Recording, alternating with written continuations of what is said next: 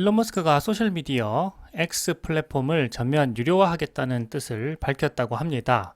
작년 말에 트위터를 인수한 뒤에 회사명을 X 콜포레이션으로 변경했는데요. 이후에 슈퍼 앱으로 전환에 나선 X가 새로운 비즈니스 모델을 수립하고 있다라고 전해지고 있습니다. 9월 18일 CNBC에 따르면 일론 머스크는 베냐민 네타냐후 이스라엘 총리와 미국 캘리포니아주 프리몬트에 있는 테슬라 기가팩토리에서 만났다고 합니다. 이 대담에서 X를 전면 유료화하겠다라는 방침을 밝혔다고 하는데요. 일론 머스크는 그 이유를 거대한 봇 집단에 맞서기 위해서 X 시스템 사용에 대해서 월별 요금을 부과하는 방향으로 전환해야 한다라고 말했다고 합니다.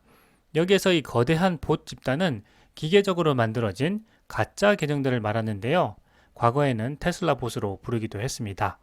현재 대부분의 소셜미디어는 사용자에게 무료로 서비스를 제공하고 광고로 수익을 올리는 비즈니스 모델을 사용하고 있는데요. 일론 머스크는 이런 방식을 탈피해서 유료 구독을 확대하겠다는 것입니다. X는 현재 X 프리미엄이라는 유료 서비스를 제공하고 있는데요. 한 달에 $8 혹은 1년에 $84를 내면 계정에 파란색 마크를 붙여주고요. 이들의 게시물이 일반 사용자보다 우선해서 표시되는 혜택을 주고 있습니다. 일론 머스크는 지난 7월에 브랜드를 X로 바꾸고 슈퍼앱으로 전환하기 위한 작업을 진행하는 것으로 알려지고 있는데요. 전면 유료화하는 것도 이 과정의 일환인 것으로 보입니다. 일론 머스크는 이날 X의 월간 사용자가 현재 5억 5천만 명이고 하루에 1억 개에서 2억 개의 게시물이 만들어지고 있다라고 밝혔는데요. 다만 전면 유료화에 따른 새로운 요금제를 언제 그리고 얼마에 제공할지에 대해서는 밝히지 않았습니다. 일론 머스크는 현재의 많은 기업들이 인공지능 개발 방식 방향이 크게 빗나가고 있다라고 했는데요. 현재 많은 기업들의 인공지능 개발 방식은 무차별적으로 많은 데이터를 주입하고 있어 성공적이지 못하다고 했습니다. 일론 머스크는 테슬라에서의 경험을 통해 꼭 필요한 데이터를 효율적으로 사용하는 것이 중요하다고 했습니다. 일론 머스크는 이것을 인공지능 학습에서의 데이터 큐레이션이라고 표현했습니다.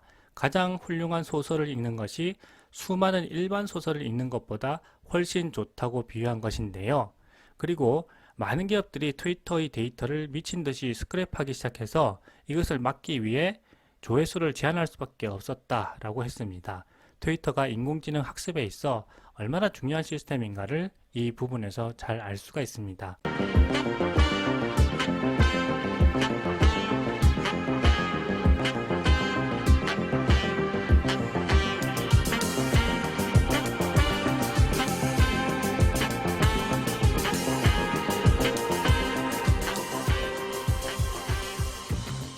일론 머스크는 최근 로보택시 서비스를 곧 출시할 수 있을 것이라고 여러 번 이야기했는데요. 로보택시 서비스는 자율주행 시스템을 기반으로 결제 시스템과 연동되게 됩니다.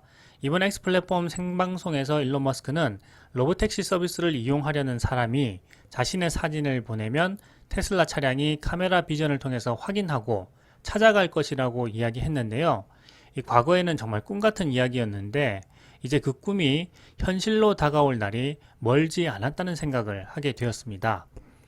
트위터를 인수해서 X라고 이름을 바꾸고 결제 시스템을 도입하려는 것도 결국은 로보택시 서비스와 연동하려는 일론 머스크의 큰 그림이라는 것을 이번 영상을 통해 알게 되었는데요.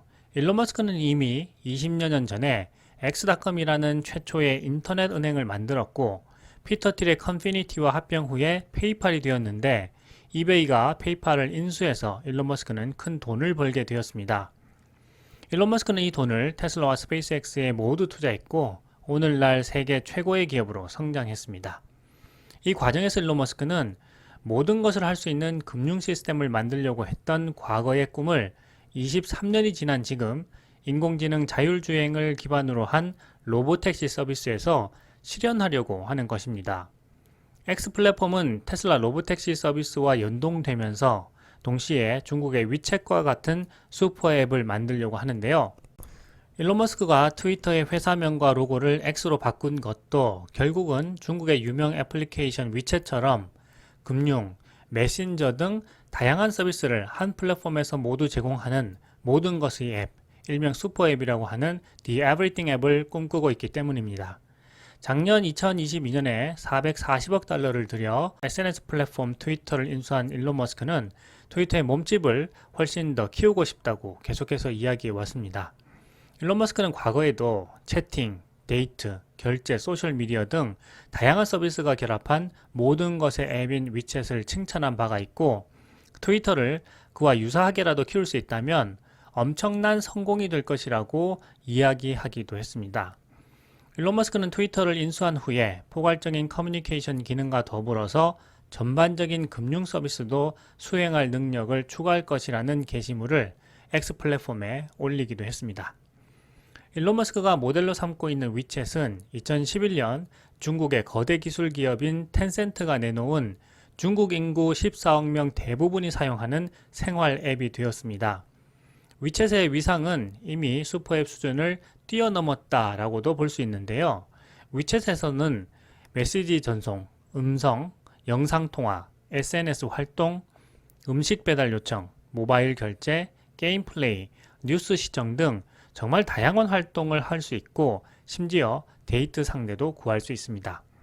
큰 틀에서 보면 위챗은 왓츠앱, 페이스북, 애플페이, 우버, 아마존, 틴더를 포함한 여러 앱이 하나로 합쳐진 형태라고 할 수 있습니다. 정말 대단한 앱인데요. 위챗 서비스는 중국 사회 전반에 촘촘히 파고든 탓에 위챗 없이 중국에서 살기란 거의 불가능한 수준이기도 합니다. 위챗의 다양한 서비스는 각자 다른 인터페이스를 갖추고 있는데요. 위챗은 왓츠앱이나 아이메시지와 같은 메시지 플랫폼으로 시작했습니다. 실제로 아직도 위챗에서 사용되는 가장 많은 기능 두 개는 왓츠앱과 유사한 챗 기능과 페이스북과 유사한 모먼트 기능입니다. 그리고 위챗의 지갑 기능을 통해서 사용자는 자신의 위챗 계정과 체크카드 및 신용카드를 연결해서 사용할 수가 있습니다. 중국 내 대부분 상점과 온라인 쇼핑몰에서는 사용자들이 이러한 위챗페이를 통해서 계산할 수 있도록 QR코드를 제공하고 있습니다. 또한 위챗을 통해서 생활비 고지서를 처리하고 투자도 하고 심지어 대출도 받을 수 있는데요. 정말 모든 것을 할 수 있는 앱의 대명사인 셈입니다. 정부의 공공 서비스 또한 위챗을 통해서 사용자들의 개인정보를 확인하고 있습니다. 과속 범칙금 지불, 병원 예약도 위챗으로 하고 있는 상황입니다. 그리고 코로나19 팬데믹 기간 동안 위챗은 정부에게나 개인에게나 더욱 없어서는 안 될 필수적인 존재가 되었습니다. 중국 당국의 엄격한 코로나19 봉쇄 정책 속에서 위챗을 통해 생성한 건강 코드 없이는 거리를 돌아다니기조차 불가능했습니다. 그러나 이런 종합 플랫폼인 위챗에게도 몇 가지 단점이 존재하고 있는데요. 우선 위챗은 사용자의 휴대전화 메모리에서 수십 기가바이트에 이르는 매우 큰 부분을 차지하고 있습니다. 여러 앱이 동시에 활성화되고 사용되기 때문에 큰 용량을 필요로 하는 것인데요. 더 심각한 점은 위챗이 중국 내 일상 구석구석에 광범위하게 퍼져 있기 때문에 정부의 검열이나 감시 등 여러 사생활 침해에 대한 우려가 커지고 있다는 것입니다. 중국 당국은 BBC와 같은 뉴스 매체부터 페이스북 그리고 일론 머스크의 X와 같은 SNS 플랫폼에 이르기까지 수많은 외국 웹사이트에 대한 접근을 차단하고 있습니다. 국가가 이 정도로 강력하게 인터넷을 통제하기 때문에 시민들이 위챗에서 정부에 반대하는 목소리를 내기는 절대 쉽지 않습니다. 챗이나 모먼트에서 정부에 반대하는 발언을 하면 며칠 혹은 몇 주간 계정이 정지되는 일도 발생하는데요. 심지어 별로 논란의 여지가 없어 보이는 정보를 공유한 사용자도 정부 측 검열관의 판단에 따라서 위챗 계정을 폐쇄당하거나 채팅 그룹이 사라지기도 하는 일이 일어나기도 합니다. 그래서 미국 소재 싱크탱크인 대서양 협의회 소속으로 글로벌 차이나 허브 연구를 맡은 키치 리아오 부국장은 위챗과 같은 슈퍼앱은 국가 통제를 위해서 국민의 삶 전반에 관여하려는 중국 정부의 목표와 일치한다고 지적하기도 했습니다. 위챗은 슈퍼앱이 국가의 통제 목적에 이용될 수 있는 위험을 아주 극명하게 보여준다고 할 수 있습니다. 커청팡 홍콩 중문대 언론학 조교수는 BBC와의 인터뷰에서 중국에서 위챗이 이토록 큰 성공을 거둘 수 있었던 이유로 크게 두 가지 요소를 꼽았는데요. 첫째는 대부분 국민이 데스크탑 컴퓨터가 아닌 스마트폰으로 위챗에 접속한다는 것입니다. 중국은 인터넷 발전 속도가 비교적 느리기 때문입니다. 두 번째는 대부분의 서구권 국가와는 달리 중국에서는 시장 경쟁 저해 행위에 대한 규제가 부족하기 때문에 위챗과 같은 앱이 쇼핑 플랫폼 타오바오나 영상 플랫폼인 더윈 같은 경쟁자들을 효과적으로 견제할 수 있었다고 지적했습니다. 위챗이 슈퍼앱이 될 수 있었던 중국만의 특수한 환경이 자리 잡고 있었다는 이야기인데요. 이러한 면에서 일론 머스크가 만들려고 하는 슈퍼앱 X의 가능성에 대해 여러 가지 의견이 나오고 있습니다.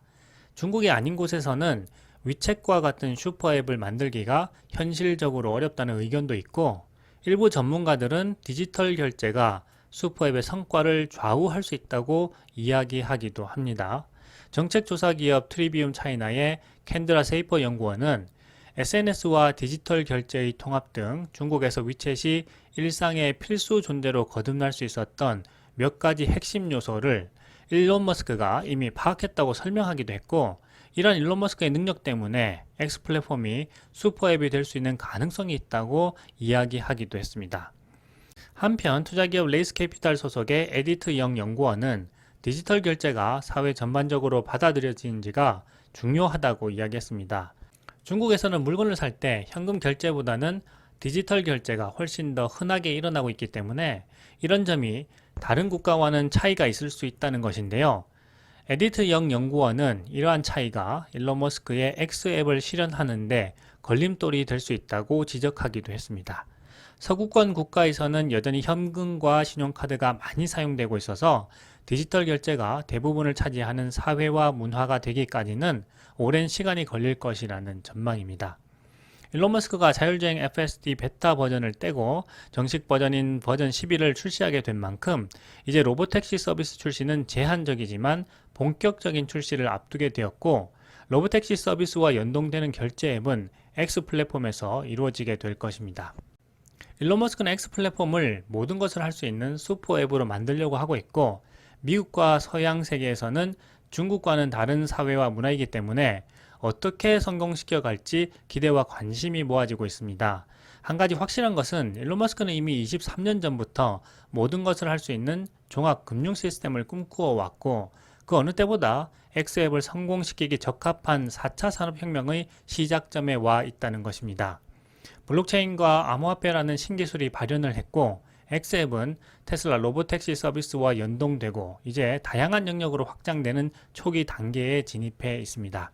그래서 지금까지 주도권을 쥐어왔던 마크 저커버그와 한판 승부를 할 수밖에 없는 시점까지 이르게 된 것인데요. UFC 룰루 격투기를 하자는 것도 결국은 이런 두 CEO의 비즈니스 영역 충돌을 상징하는 것이라고 볼 수 있습니다. 일론 머스크는 FSD 버전 11을 시연하는 생방송에서 마크 저커버그의 집 주소를 구글로 검색해서 집 근처까지 자율주행으로 찾아갔지만 실제 저커버그를 만나지는 않았습니다. 자율주행 FSD로 마크 저커버그의 코앞까지 찾아가서는 테슬라 자율주행의 우수성을 알리고 앞으로 벌어질 플랫폼 대결에 선전포고를 한 것으로 개인적으로 받아들이고 있습니다. 이러한 점에서 테슬라의 비즈니스는 X 플랫폼과 스페이스X, 보링 컴퍼니를 비롯한 일론 머스크의 기업들과 시너지 효과를 발휘하면서 점점 확장되어 갈 것이라는 것을 알 수가 있습니다. 테슬라의 핵심 가치는 바로 이 비즈니스 확장성에 있기 때문입니다. 일론 머스크의 큰 그림이 구체화되어 갈수록 테슬라의 가치도 시장에서 점점 인정되어 갈 거라고 생각됩니다.